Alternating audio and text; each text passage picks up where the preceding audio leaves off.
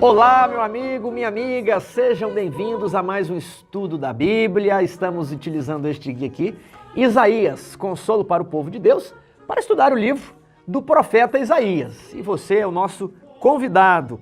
Quero agradecer os nossos apoiadores, as pessoas que deixam seu comentário e clicam no botão gostei. E quero convidar, se você ainda não é inscrito, a fazer hoje a sua inscrição, por que não? Metade das pessoas que assistem os nossos vídeos ainda não são inscritos. Então, por favor, nos ajude a crescer, ajude que esse material, se você gosta, que ele possa chegar a outras pessoas, apertando no botão gostei, deixando de vez em quando um comentário, viu? E por falar em apoiador do canal, uma pessoa, uma apoiadora, ela falou: Tiago, eu gostaria que você sorteasse este livro. Então ela nos está dando este livro para sorteio.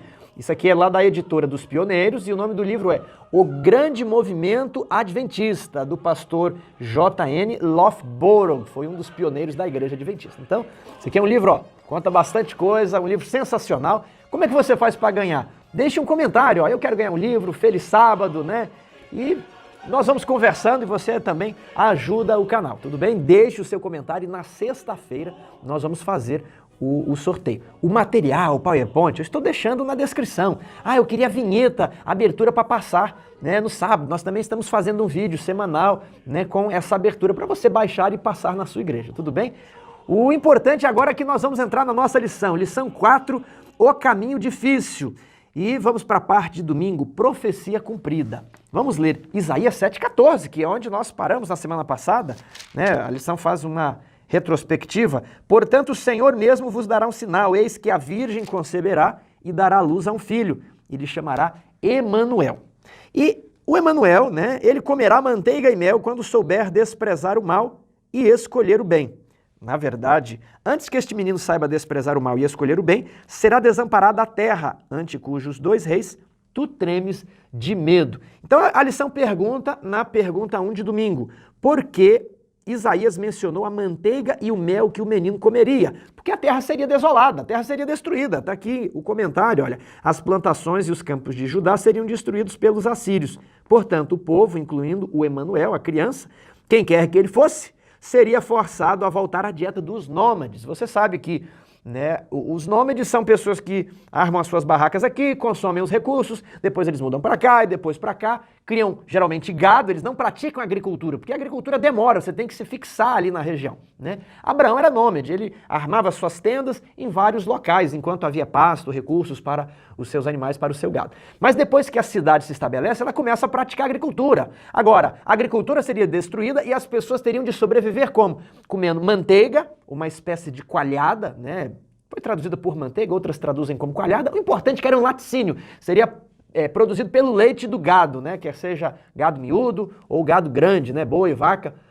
E o mel, segundo os comentaristas, não é o mel de abelha, é o mel de tâmaras, que é uma fruta muito comum ali em Israel, é uma palmeira deliciosa, ela é muito doce e as pessoas extraem uma espécie de mel, um melado, que era de fácil transporte, porque estariam na vida nômade. Agora, vamos dar uma olhada no nosso suplemento histórico para entender isso aqui. Nós preparamos uns slides para vocês, você poderá baixar na descrição. A Síria estava se expandindo, e havia uma liga de nações ali na Palestina que era contrária à Síria, até que Acaz tomou o poder e Acaz, não, eu vou apostar na Síria, e daqui uns dias eu vou confiar na Síria, e a Síria vai dominar toda essa região, vai ser minha amiga, e eu vou estar sendo amigo dos vencedores. Mas aí todas as nações se voltaram contra Acaz, Os filisteus, os edomitas, Israel, a Síria. Mas o que aconteceu? A Síria conquistou Damasco, Síria, capital de Arã, e depois conquistou Israel, reino do norte.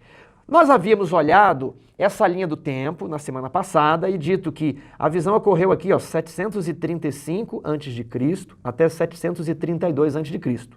Essa linha pontilhada é a corregência entre Acaz e Jotão, No reino do norte, Peca era o rei, e lá em Arã, quem era o rei? Rezim, rei da Síria, ou Arã, cuja capital era Damasco, tudo bem? Agora vamos apagar parte da informação, vamos apagar aqui esses círculos e vamos olhar outras coisas, Eis que a virgem conceberá e terá um filho, olha o Emanuel ali, Aqui ele foi concebido, mais ou menos ali naquela linha pontilhada, entre o final de 735 e o início de 734 a.C., que é o encontro de Isaías com Acaz, que é a profecia da Virgem e do Emanuel. Então Emanuel ele foi concebido aí 9 meses depois nasceu, e aí com 12 anos, que é mais ou menos o tempo em que a criança aprende a discernir entre o bem e o mal. Tiago, mas meu filho com 5 anos sabe fazer um monte de coisas, né? Mas o que os comentaristas falam aqui? Que aos 12 anos a criança é considerada filho da lei. Você encontra isso lá no Desejado de Todas as Nações, no capítulo sobre em seu templo, quando Jesus vai ao templo. Então Jesus com 12 anos ele era considerado filho da lei. Ele deixaria de estar na alçada de responsabilidade do pai e passaria ele mesmo a ser responsável perante a lei. E os israelitas comemoram aos 12 anos algo chamado Bar Mitzvah, que a criança agora ela passa para maioridade. Deixa de ser criança, não tem adolescência, ela vira adulto. Então é o período que ela não está mais, né? Os pecados dela não são mais de responsabilidade do pai. Agora ela é filho da lei, ela tem que prestar contas. Bar Mitzvah, por volta dos 12 anos. Agora ele é considerado adulto, ele tem que ser responsável por suas escolhas. Então essa é a ideia de saber discernir entre o bem e o mal. Então olha o que o texto diz, ó, ele comerá manteiga e mel quando souber desprezar o mal e escolher o bem, por volta de 12 anos, né? Então, Isaías 7,15, comer manteiga e mel. Agora, vamos para o próximo verso. Na verdade, antes que este menino saiba desprezar o mal e escolher o bem, será desamparada a terra, ante cujos 2 reis tu tremes de medo. Então, antes dele completar 12 anos, como você vê aí no gráfico, Isaías 7,16, a terra seria desamparada. Quando? Antes dele completar os 12 anos. Vamos lá, vamos continuar acompanhando. Agora, nós vamos para o capítulo 8 e vamos falar do rápido despojo, presa segura. Capítulo 8, verso 1. Disse-me também o Senhor, toma uma ardósia grande e escreve nela de maneira inteligível. Rápido despojo, presa segura. Aí ele tomou testemunhas e no verso 3, fui ter com a profetisa, ela concebeu e deu à luz um filho. Então me disse o Senhor, põe-lhe o nome de rápido despojo, presa segura. Verso 4. Porque antes que o menino saiba dizer meu pai ou minha mãe, serão levadas as riquezas de Damasco e os despojos de Samaria diante do rei da Assíria. Que preste atenção que isso é importante. Vamos aqui no gráfico. Olha ali, o rápido despojo, presa segura, né? Foi concebido mais ou menos ao mesmo tempo que o Emanuel. Então nós estamos partindo do pressuposto de que o Emanuel é uma criança e o rápido despojo, presa segura é outra criança. Tem autores que acham que os dois, né, são uma criança só.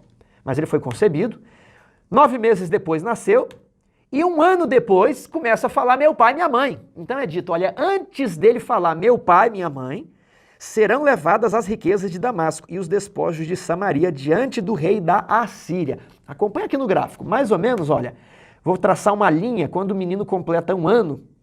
Essa linha coincide com o final do reinado de Peca, no Reino do Norte, e com o final do reinado de Rezim, rei de Arã, lá em Damasco. Por quê?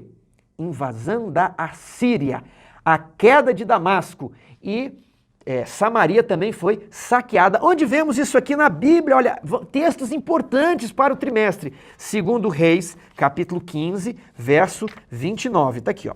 Nos dias de Peca, rei de Israel, veio Tiglat-Pileser, rei da Síria, e tomou a Ijon, a Abel-Bet-Maaca, a Joana, a Quedes, a Razor, a Gileade e a Galileia. Qual região? Galileia. A toda a terra de Naftali. Preste atenção nisso aqui. Terra da Galileia, terra de Naftali. Você precisa memorizar isso aqui. Quem foi que tomou a Síria? Quando? Ali no reinado de Peca, rei de Israel. A Síria invadiu a terra de Naftali e a terra da Galileia. Preste atenção, isso aqui vai ser abordado na próxima semana no capítulo 9. E levou seus habitantes para a Síria, transportou os israelitas para outro lugar e trouxe pessoas de outros lugares para morar em Israel. E ali Oséias, filho de Elá, conspirou contra Peca, filho de Remalias, e o feriu e o matou, e reinou em seu lugar no 20º ano de Jotão, filho de Uzias. E esse Oséias aqui, ele era servo de Tiglat-Pileser. E no dia que ele se revoltou, né, você vê, acho que é 9º ano do seu reinado, olha aqui no gráfico, a Assíria invade Samaria, e a queda de Samaria também acontece antes que o Emanuel tivesse o quê? 12 anos, veja aí no gráfico, olha, quando ele tivesse 12 anos, ele ia comer manteiga e mel. Por que ele ia comer manteiga e mel? Porque a terra seria desamparada. Então, Arã foi derrubada, Israel, cuja capital é Samaria, foi despojada, e a terra de Judá, de alguma maneira, foi saqueada. Qual é a referência que temos a isso? Está lá em 2 Crônicas, capítulo 28, verso 20. Ó. Veio a ele Tiglat-Pileser, rei da Síria, porém o pôs em aperto em vez de fortalecê-lo. Então a Síria causou algum dano ao rei de Judá, Acaz, nesse período. Tudo bem? Isso é importante compreendermos isso aqui. Agora, vamos para a pergunta 2 de domingo. Olha, quando foi cumprida a profecia sobre a Síria e o rei do norte? Já vimos aqui, 2 Reis 15, 29. Agora, olha, 2 Reis 16, 7 a 9. Acaz enviou mensageiros a Tiglat-Pileser, rei da Síria, dizendo: eu sou teu servo e teu filho. Sobre e livra-me do poder do rei da Síria e do poder do rei de Israel, que se levantou contra mim. Tomou Acaz a prata e o ouro que se acharam na casa do Senhor e nos tesouros da casa do rei e mandou de presente ao rei da Síria. Então, o rei da Síria tomou Damasco e antes que o Emanuel soubesse discernir entre o bem e o mal, né, antes dos 12 anos, Samaria também caiu nas mãos da Síria. Samaria foi conquistada. E o Acaz, que pensava fazer amizade com a Síria, o rei da Síria o pôs em aperto. Lemos todos esses textos aqui. Outro detalhe importante, 1 Crônicas, capítulo 5, verso 6. Para que nós estamos estudando isso aqui? Para entender a profecia messiânica, que faz referência a esses textos, na semana que vem. 1 Crônicas, capítulo 5, verso 6. De quem foi filho Beera, a qual Tiglat-Pileser, né, rei da Síria, levou cativo e foi príncipe dos Rubenitas. Ó, levou cativo para a Síria. Verso 26. Pelo que o Deus de Israel suscitou o espírito de Pul, rei da Síria, e o espírito de Tilgat-Pilneser, rei da Síria, que os levou cativos, a saber, os Rubenitas, os Gaditas e a meia tribo de Manassés, e os trouxe para Halá, Rabor, para o rio Gozã, onde permanecem até o dia de hoje, quando o livro foi escrito. Região da Galileia dessas tribos aqui, estavam em torno do mar da Galileia, né? Foram levadas cativos. Então a região da Galileia ficou em sombras, ficou destruída. Vamos agora voltar para a nossa lição. Vamos ler os versos da segunda-feira, consequências previstas. Por quê? Porque Isaías profetizou ali no capítulo 7 o que aconteceria por Acaz não ter aceitado o sinal e ter confiado no rei da Síria. Qual era a ideia desse sinal? Quero deixar mais claro isso aqui. Deus viu que Acaz estava se inclinando para o rei da Síria. E Deus falou assim: acredita em mim, Acaz. E sabe quando o descrente ele fica mais... Será que Deus existe? Será que eu devo acreditar na Bíblia? Ah, mas deve ser um conto de fadas, né? A pessoa fica indecisa, né? Então Deus falou para Isaías: olha, vai lá conversar com Acaz. Para que ele acredite em mim, eu faço qualquer coisa. Eu vou fazer qualquer sinal. E Acaz pode escolher um sinal em cima no céu, embaixo na terra, para mostrar que eu existo, para que eu vou protegê-lo. O que ele pedir eu vou fazer. Para quê? Para fortalecer a fé de Acaz. Acaz estava fraco, Deus teve misericórdia e falou para Isaías: diga para ele pedir qualquer coisa. E aí ele ia pedir: olha, eu quero que a terra se abra e saia uma fonte de água daqui. E aí, puxa, se isso aqui aconteceu, Deus vai me proteger. Mas Acaz não acreditou nisso. E aí, ó, consequências previstas. O que aconteceu? Leia Isaías 7, 17 a 25. O que o Senhor disse que aconteceria com a terra, ela seria devastada. Até lemos um pouco na semana passada. Vamos retomar aqui Isaías capítulo 7, versos 17 em diante. Mas o Senhor fará vir sobre ti, sobre o teu povo e sobre a casa de teu pai, por intermédio do rei da Síria, dias tais qual nunca houve antes, né? Pois há de acontecer que o Senhor naquele dia assobiará as moscas que há no Egito e as abelhas que andam na Síria. Quando a Síria veio para invadir Judá, eles tentaram buscar socorro no Egito. Agora o Egito era como uma mosca, né? Mais atrapalha do que ajuda. E a Síria como uma abelha que coloca o ferrão e é venenoso, provocador. Elas virão e pousarão todos os vales profundos, nas fendas das rochas, em todos os espinhos, em todos os pastos. Sabe quando aquele enxame de abelha cobre uma superfície? Você nem vê a superfície. É a mesma ideia de uma inundação, que é a metáfora do capítulo 8. Aqui no capítulo 7, a Síria virá como um enxame de abelhas e vai cobrir a terra. No capítulo 8, a metáfora é: a Síria virá como uma enchente do mar Eufrates e vai cobrir, sabe, a inundação cobre tudo. Naquele dia, verso 20, rapar-te-á o Senhor com uma navalha alugada do outro lado do rio, a saber, por meio do rei da Síria. Quem era a navalha? A Síria. Rapar-te-á a cabeça e os cabelos das vergonhas e tirará também a barba. Uma humilhação completa, né? O cabelo as partes íntimas e vai tirar a barba. Naquele dia sucederá que um homem manterá apenas uma vaca nova e 2 ovelhas. Por que uma vaca nova e 2 ovelhas? Porque a agricultura foi destruída. Só nos ataques de Israel e Arã foram levados 120 mil, foram mortos 120 mil homens em um dia. E muitos foram levados cativos. Esses 120 mil homens é uma cidade grande no Brasil hoje. Aquelas propriedades ficaram desertas. Quem foi tomar conta dessas propriedades? Então, já começou a ter espinhos e mato crescendo nessas propriedades. Agora, quando a Assíria começou a pôr a casa em aperto, alguma destruição aconteceu ali. Então, as pessoas voltaram da agricultura para a vida nômade. Como? Elas teriam apenas uma vaca e 2 ovelhas. E será tal a abundância de leite que elas lhe darão, que comerá manteiga e mel, todo o restante no meio da terra. Por que comerá manteiga e mel? Porque eles estão com a vida nômade. Lembra lá do menino? O menino também comerá manteiga e mel. Quando? Verso 16, antes que ele saiba desprezar o mal, a terra será desamparada. E quando ele souber desprezar o mal, no verso 15, ele comerá manteiga e mel. Então, é como se fosse uma modulação temporal de quando ele comeria, de quando a terra seria desamparada. Quando? Quando o menino tivesse aproximadamente 12 anos, ele ia comer manteiga e mel. Então, aproximadamente daqui a 12 anos, a agricultura seria desfeita e as pessoas passariam para a vida nômade. 13. Também naquele dia, todo lugar em que houver 1000 vides, será por espinheiros, com flechas e arcos se entrará, porque os espinheiros e abrolhos cobrirão a terra. Animais selvagens iriam se multiplicar.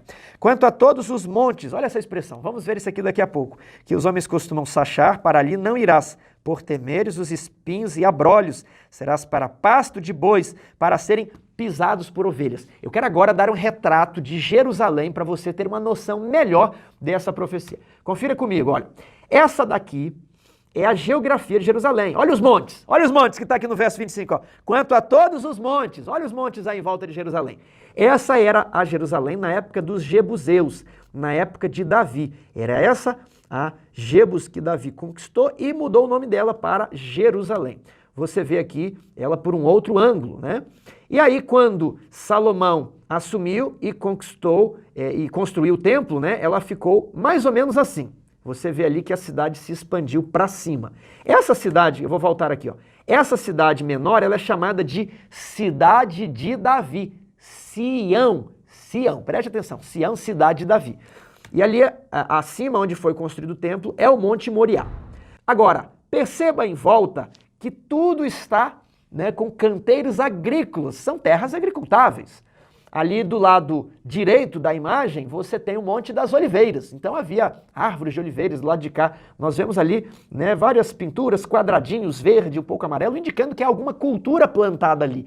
Então você vê que a Jerusalém, nessa ilustração, praticava a agricultura. Mas isso aqui está nos dias de Salomão. Vamos avançar um pouco no tempo, vamos chegar até os dias de Acás, os dias de Jotão, de Ezequias.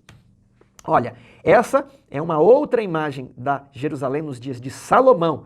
Você vê o vale do lado direito, ele é o Vale de Cedron.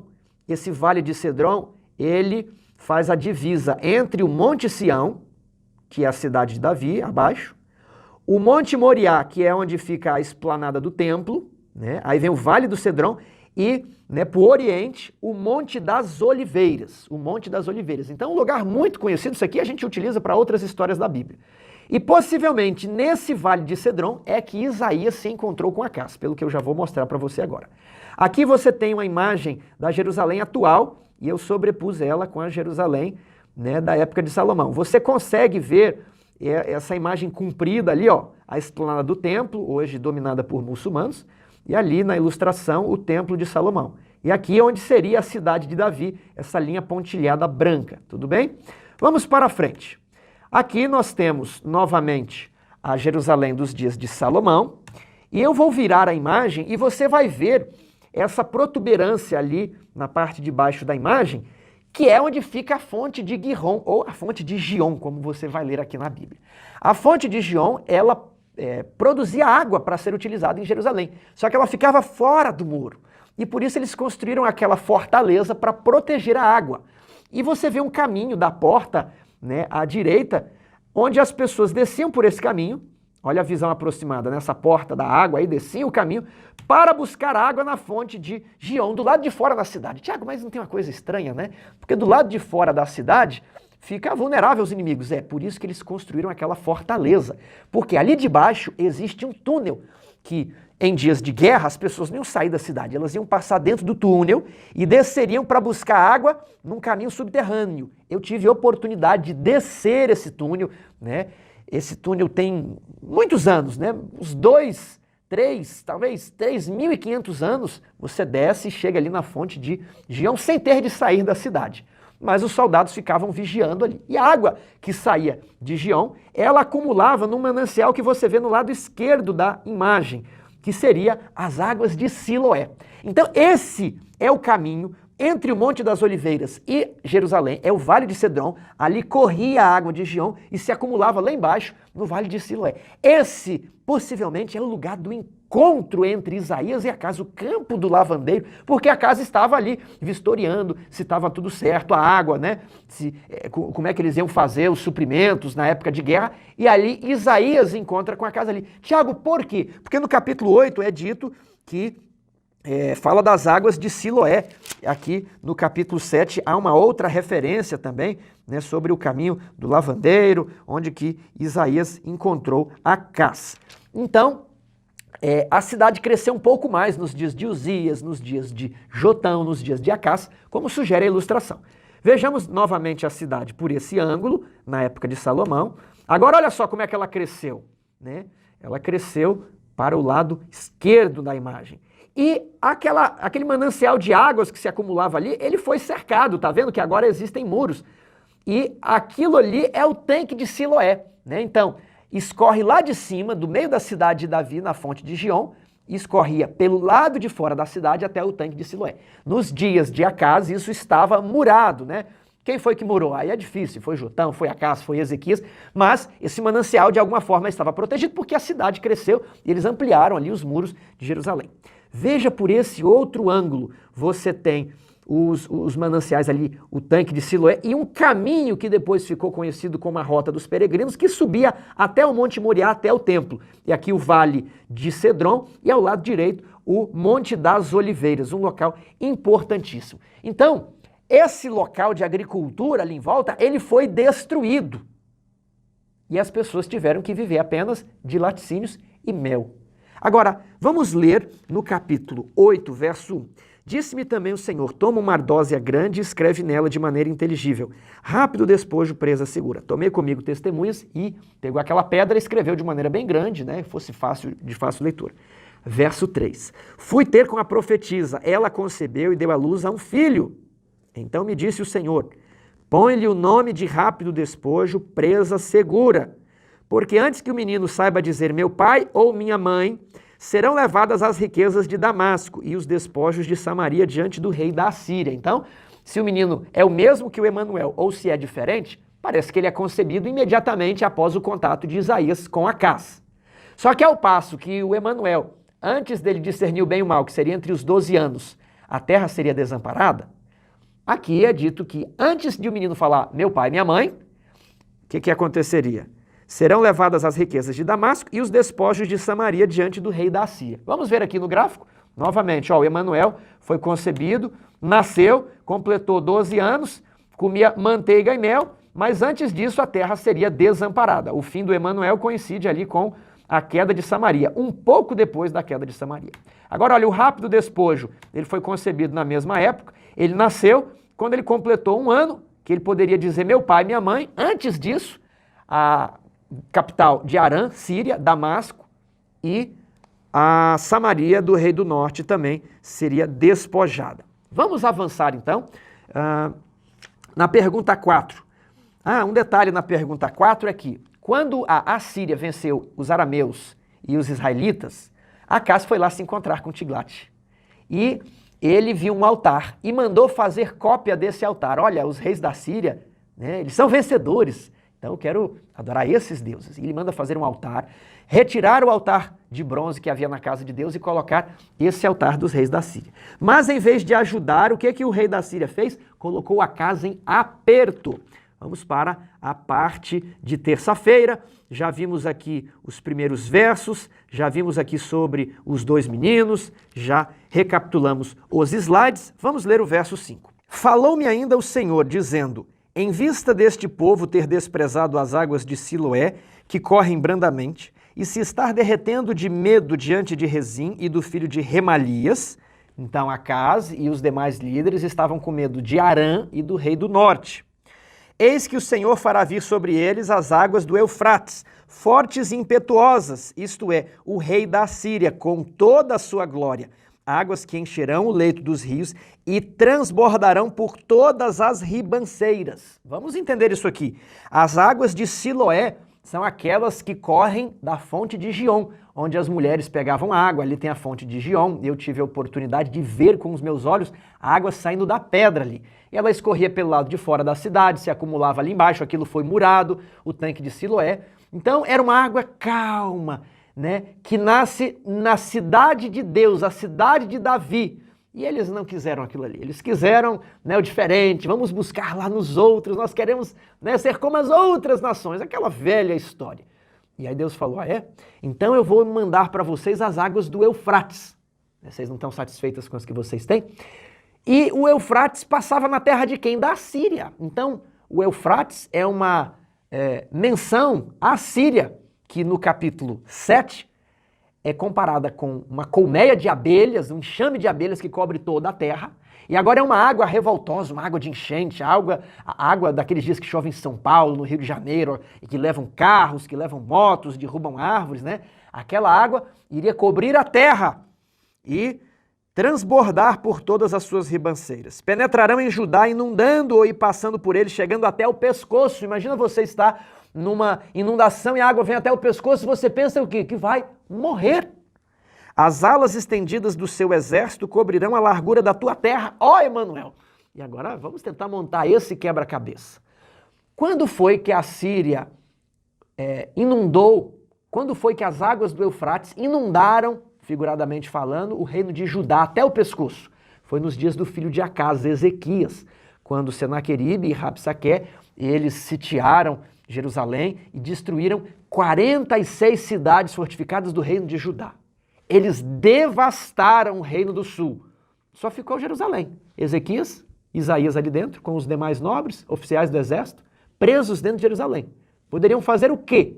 Essa é a ideia das águas do Eufrates, a Síria, inundar toda a terra de Judá até o pescoço. Jerusalém era a cabeça, só ficou a cabeça de fora. Agora, as alas estendidas do seu exército cobrirão a largura da tua terra, ó Emanuel. E é por causa desse Emanuel que aparece aqui que as pessoas pensam que seja o filho de Isaías, o Emanuel. Eu estou inclinado a achar que o filho de Isaías não é o Emanuel. Por quê? Porque o filho de Isaías é um sinal para Damasco e para Samaria, para Arã e para Israel, rei do norte. Como assim, Tiago? Verso 4, olha. Porque antes que este menino saiba dizer meu pai e minha mãe, qual menino? O filho de Isaías, o rápido despojo, presa segura.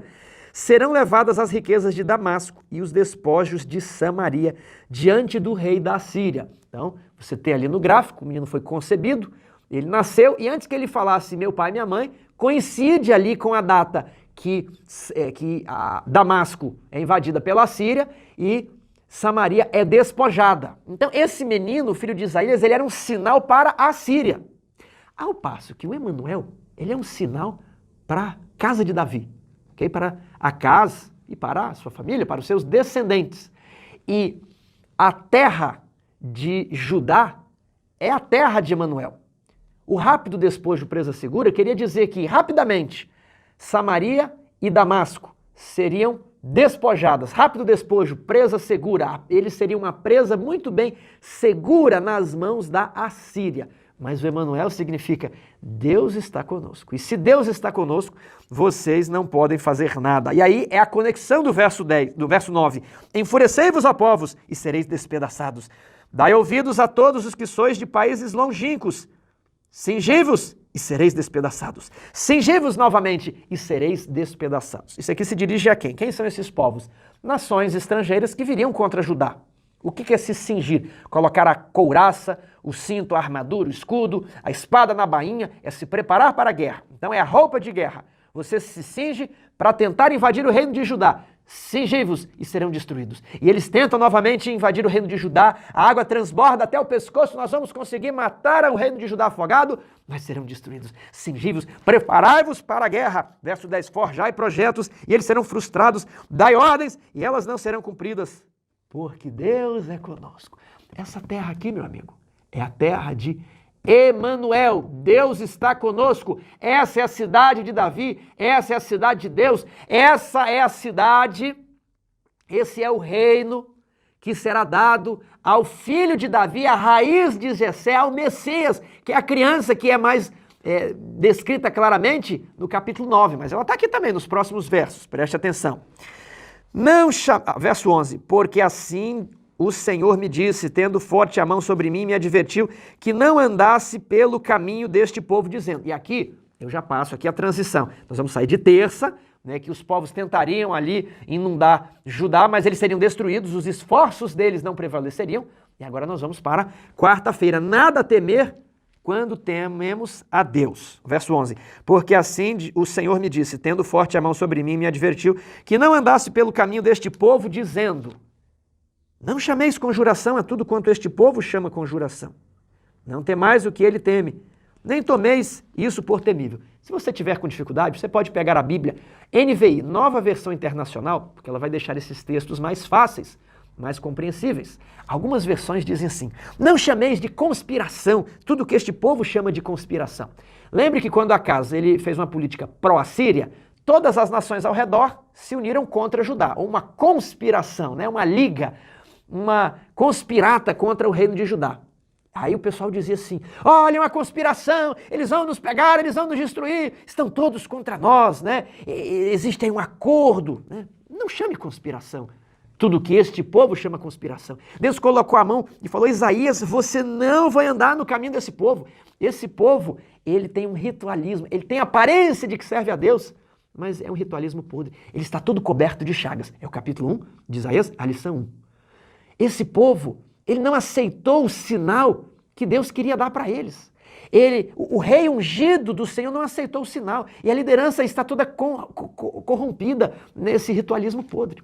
Eu quero dizer o seguinte, Acaz era o rei ungido, mas isso não impede de Acaz ter levado o povo para o mau caminho.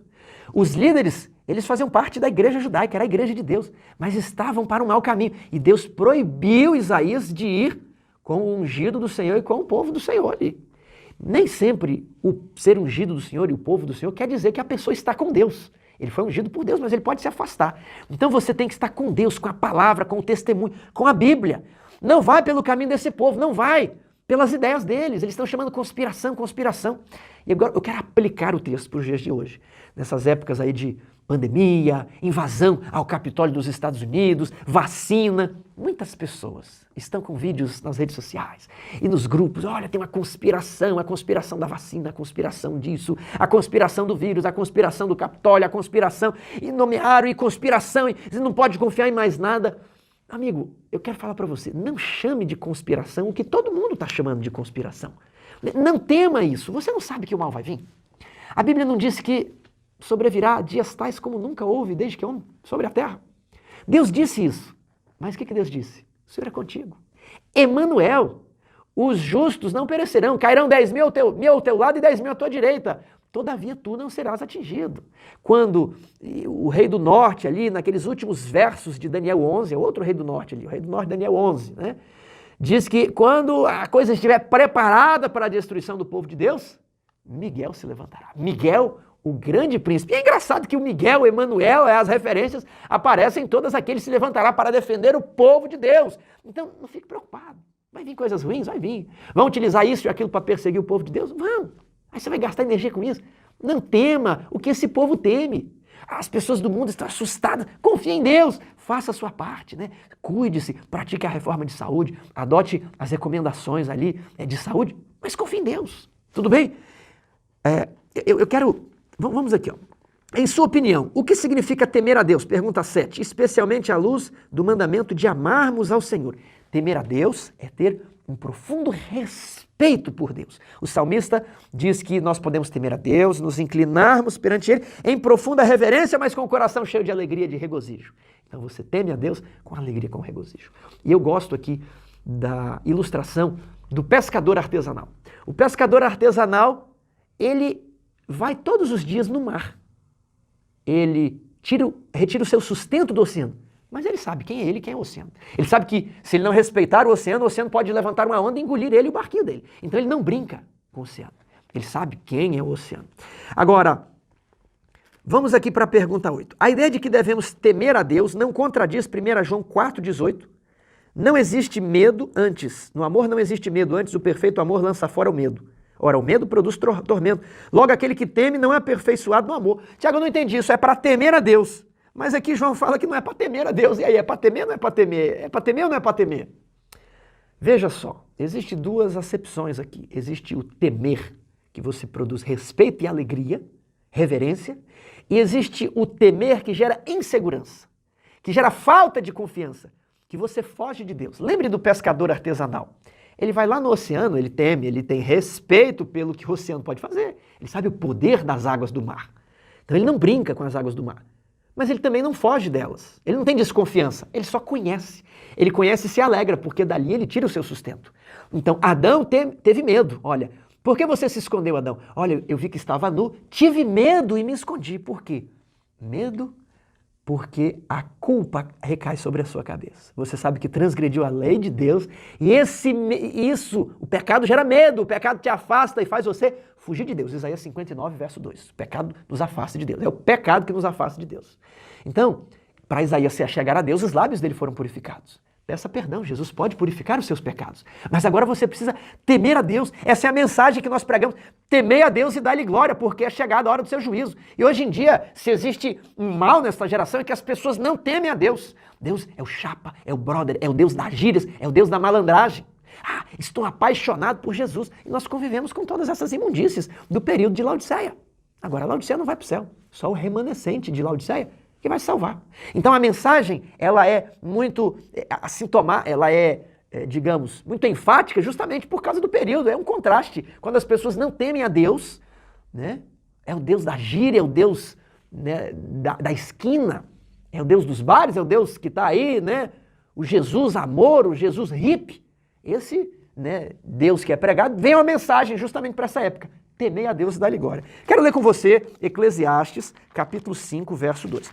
Olha como a Bíblia apresenta como a nossa relação deve ser para com Deus. Não te precipites com a tua boca, nem o teu coração se apresse a pronunciar palavra alguma diante de Deus. Fique quietinho. Tema a Deus na reverência, com o coração contrito. Porque Deus está nos céus e tu na terra. Portanto, sejam poucas as tuas palavras. Reconheça o teu lugar.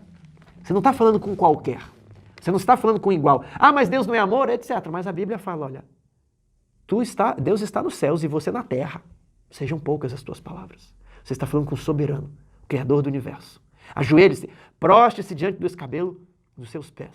E sejam poucas as tuas palavras. Dirija-se a Deus com respeito. Nada de falar, estou apaixonado e Deus é o chapa, é o brother, é o amigão. Nada disso. Temer a Deus e dar-lhe glória. Agora, eu quero fazer outra aplicação com vocês. Não chame de conspiração, que esse povo chama de conspiração. As pessoas estão apavoradas, estão amedrontadas. Confie em Deus. Deus está conosco, essa é a mensagem, Emmanuel. Quando Jesus estava diante de Pilatos, Pilatos falou assim, ô rapaz, você não sabe que eu tenho poder para fazer isso e aquilo com você, para te soltar, para te libertar. Pilatos falou para ele assim, olha, nenhum poder você teria se do céu não lhe fosse dado. Jesus estava como? Assustado? Não, Jesus estava calmo, sereno, tranquilo, porque os exércitos do céu estavam ali. Se alguma coisa está acontecendo com você e que não é uma punição, um castigo pelos seus pecados, você está sendo fiel a Deus, você está cumprindo o pacto, o compromisso, a sua aliança com Deus, e alguma coisa acontece, fica tranquilo. Tema Deus. Deus está conosco. Quando José estava dando tudo errado, Deus estava com José. Então, Emmanuel, Deus conosco. Agora vamos avançar aqui. Olha, ao Senhor dos Exércitos, verso 13 do capítulo 8, ao Senhor dos Exércitos, a Ele santificai, seja Ele o vosso temor, seja Ele o vosso espanto. Hoje as pessoas estão, né, espantadas com a santidade, né, e acostumadas com o pecado. Antigamente, né, o pecado ainda causava espanto. Hoje não estão, né, assustados. Mas assim você deve temer ao pecado. Espante-se com o que Deus pode fazer, né, com a pessoa que não cumpre a aliança. Seja a ele o vosso espanto. Tema a Deus com respeito, com temor e alegria. Ele perdoa os seus pecados e agora você se achega junto ao trono da graça, a fim de achar socorro e graça para socorro em ocasião oportuna. Hebreus 4, 15 e 16. Vamos aí o 14. Ó. Ele vos será santuário, mas será pedra de tropeço e rocha de ofensa às duas casas de Israel. Lá se armadilha aos moradores de Jerusalém. Então as pessoas estão dando um sonido errado da trombeta. Ah, Jesus vai salvar todo mundo, Jesus morreu, agora está todo mundo para o céu, universalismo, é só vir, se achegue-se de qualquer jeito, continue de qualquer jeito, não precisa estudar, Jesus te ama, né? Nada de oprimir as ovelhas com teologia, com regras, com seguir o manual da igreja, né? Essa tendência. Isso aqui é mais antigo que... Isso aqui é mais antigo, qualquer coisa, lá nos dias de Israel é a mesma coisa. Então, olha só, ele vos será santuário, habitará no meio de vós, olha, me fará um santuário para que eu possa habitar no meio de vós, Emanuel, ele vos será santuário, mas será pedra de tropeço e rocha de ofensa. Jesus era o templo onde Deus habitava dentro da humanidade e as pessoas tocaram, viram Jesus, mas Jesus foi pedra de rocha de ofensa, pedra de tropeço às duas casas de Israel. Aqui você vê novamente o menino crescido, uma referência a Jesus, que é a pedra principal. Vamos ler aqui, ó, 1 Pedro 2, 7 e 8. Isso aqui nós estamos fazendo, irmãos, é teologia. Comparar a Bíblia com a Bíblia e ver as relações textuais. 1 Pedro 2, 7 e 8. 1 Pedro. Para vós outros, portanto, os que credes, é a preciosidade, mas para os descrentes, a pedra que os construtores rejeitaram, essa veio a ser a principal pedra, pedra angular, verso 8, pedra de tropeço e rocha de ofensa. São estes os que tropeçam na palavra, sendo desobedientes, para que também foram postos. Hoje tem aquele pensamento, né, tão bonitinho, eu creio em Jesus, eu não preciso de doutrina. Pois é, né? Mas aí esse Jesus vai ser pedra de tropeço para você, rocha de ofensa, vai te esmagar. Olha só. Pedra, são estes os que tropeçam na palavra, eles não querem a palavra, querem só Jesus, só amor, só perdão, só aceitação, a redução da teologia é só isso, né? Sendo desobedientes, confiando que estão com Deus, mas Deus não está com eles, para o que também foram postos. Então, essa é a referência, ó, ele vos será santuário, mas será pedra de tropeço, rocha de ofensa às duas casas de Israel, e armadilha aos moradores de Jerusalém. Armadilha porque você acha que você está ali com ele bonitinho, mas você não está fazendo a vontade com ele, vai ser uma armadilha. 15. Muitos dentre eles tropeçarão e cairão, serão quebrantados, enlaçados e presos. Isso aqui é o que aconteceria, né? Do que Acas e aquela geração formavam tipo. Acas rejeitou o sinal, Acas poderia, eu quero escolher qualquer coisa para aumentar a minha fé. E aí Deus falou, olha, pede qualquer coisa. Aí Acas pediu, olha, realmente eu vou confiar em Deus, está aqui comigo. Era ungido do Senhor, rejeitou. Os sacerdotes eram ungidos de Deus, mas fizeram um altar para Acas e colocaram lá na casa de Deus, o tal de Urias. Quebraram os utensílios, fecharam as portas da casa de Deus. Esse era o povo de Deus. Cuidado quando as pessoas, em nome de Deus, se desviam da palavra. Aí, qual foi a mensagem para Isaías? Resguarda o testemunho, sela a lei entre os meus discípulos. Na Almeida Revista Atualizada está no coração dos meus discípulos. Não tem esse no coração no original. Sela a lei entre os meus discípulos, como está na Corrigida e Fiel e outras versões. Esperarei no Senhor, que esconde o seu rosto da casa de Jacó, e a ele aguardarei. Então, como que é isso aqui? A casa de Judá estava tropeçando na palavra de Isaías, tropeçando no menino, no Deus conosco. Estava buscando o consolo na Síria. Acas rejeitou o sinal e foi buscar a ajuda da Síria. Eles estavam tropeçando aqui nessa profecia. Muitos anos depois, os líderes da igreja judaica tropeçariam novamente em Jesus. A pedra de tropeço, rocha de ofensa. Então, aquela pedra sobre a qual todo o edifício está assentado, que é Jesus, seria rocha de ofensa. Por isso Isaías deveria, né, como se ele pegasse aqui o testemunho, né, enrolasse e colocasse um selo e colocasse, vamos pegar aqui, o sinete, né, em cima do documento para guardar aquilo ali para muitos dias, né? Para dias futuros, quando o enigma seria totalmente revelado, para dias futuros, quando a profecia chegaria no seu máximo cumprimento nos dias de Jesus. Então, o que Israel, o que Judá estava fazendo com Isaías nesse período, seria feito novamente pelos líderes de Judá com Jesus, com o Emanuel dos dias de Acás, foi rejeitado, e o Emanuel dos dias de Jesus, o próprio Jesus, também seria rejeitado. Rocha de ofensa. Então, Isaías esperaria no Senhor, mas Deus estava virando o rosto para ajudar. Eis-me aqui e os filhos que o Senhor me deu para sinais e para maravilhas. Nós já entramos aqui na parte de quinta-feira. Eis-me aqui com os filhos que o Senhor me deu para sinais e para maravilhas em Israel da parte do Senhor dos Exércitos, que habita no Monte Sião. Isaías estava onde? No Monte Sião, é a cidade de Davi que nós vimos ali no começo. Monte Sião, cidade de Davi. Deus habita ali, ele é Deus conosco. Não é para você temer ninguém, nem a Síria, nem ninguém. E as pessoas estavam com medo, o medo que o mundo tem. Quando vos disserem, consultai os necromantes e os adivinhos que chiureiam e murmuram, ou seja, que fazem encantamentos, palavras mágicas, acaso não consultará o povo ao seu Deus? A favor dos vivos se consultarão os mortos? É o que Saul, outro rei, não fez.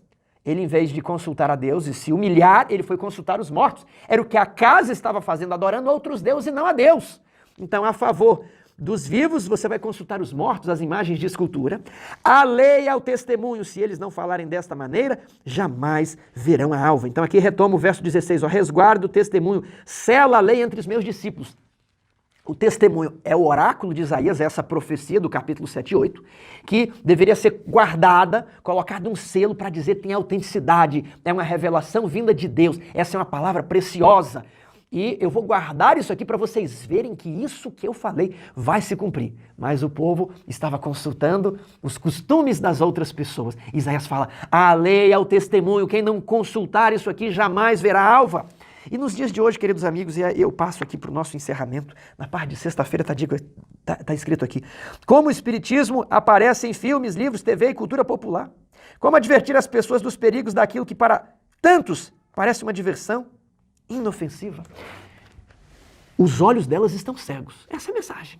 Entendeu? Tem sementes que caem na estrada e os pássaros apanham. Outras sementes caem no campo. Então, a mensagem é a mesma. Abandone isso, meu amigo. Muitas pessoas estão ali com filmes, novelas, séries. É uma sessão espírita dentro da sua casa. Histórias imaginárias.